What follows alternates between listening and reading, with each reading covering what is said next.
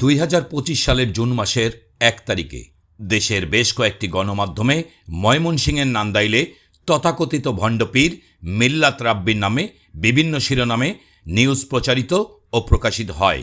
সেই সকল নিউজের তথ্য তুলে ধরা হয় পীরত্বের আড়ালে অপকর্ম এবং ভণ্ডামির কথা। বিভিন্ন গণমাধ্যমে সংবাদ প্রকাশ হওয়ার পর শুরু হয়ে যায় তার দৌড়ঝাঁপ। প্রথমে নান্দাইলের এক সিনিয়র সাংবাদিককে দিয়ে গণমাধ্যমকে ম্যানেজ করার চেষ্টা করা হয়। ম্যানেজ করতে না পেরে ভণ্ডপীরের ক্ষমতা তুলে ধরার জন্য তার বাড়িতে আয়োজন করা হয় প্রকাশিত সংবাদের প্রতিবাদে তথাকথিত সংবাদ সম্মেলন এবং মানববন্ধন। এলাকাবাসীর কিছু সুবিধাবাদী ও ভক্তবৃন্দের ব্যানারে এই কর্মসূচি পালন করা হয়। অনেকেই আবার সেই সংবাদ সম্মেলনকে বিরানি সম্মেলন নামে অবহিত করেছেন।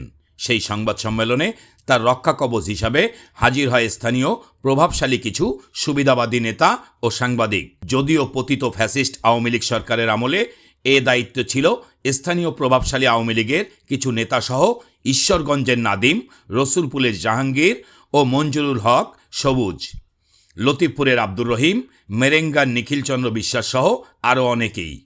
সংবাদ সম্মেলনের পরের দিন নান্দাইলে একটি ফেসবুক পেজ সহ 3-4টি অনলাইন মাধ্যমে উল্টাপাল্টা নিউজ করা হয়। সাংবাদিকদের প্রধান কাজ হচ্ছে ঘটনার সত্যতা যাচাই করে গভীর অনুসন্ধান চালিয়ে সেই তথ্যগুলোকে বস্তুনিষ্ঠভাবে জনসাধারণের সামনে তুলে ধরা, যা সমাজকে অবহিত করতে, দুর্নীতি উন্মোচন করতে এবং ন্যায় বিচার প্রতিষ্ঠা করতে সাহায্য করে। আর সেই সংবাদ প্রকাশিত হওয়ার পর যদি কিছু সুবিধাবাদী সাংবাদিক ও স্থানীয় নেতারা সংবাদের তথ্য যাচাই বাছাই না করেই ভণ্ডপীরকে রক্ষায় তাদের পাশে আসেন, বিষয়টি কেমন দেখায়? আমাদের সেই প্রশ্ন এলাকার সাধারণ মানুষের কাছে রাখলাম।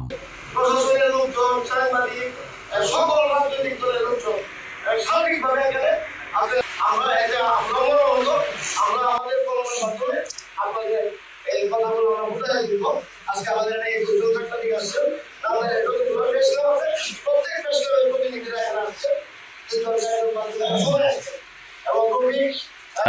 দুজু সে তার ভুল দুজু সে বুঝতে পারে তাহলে তো কোনো কথাই নাই। আর সে দুজু ভুল তার ভুলটা সে দুজু না বুঝতে পারে তাহলে আমরা তার বিরুদ্ধে আমরা অ্যাকশন নেব।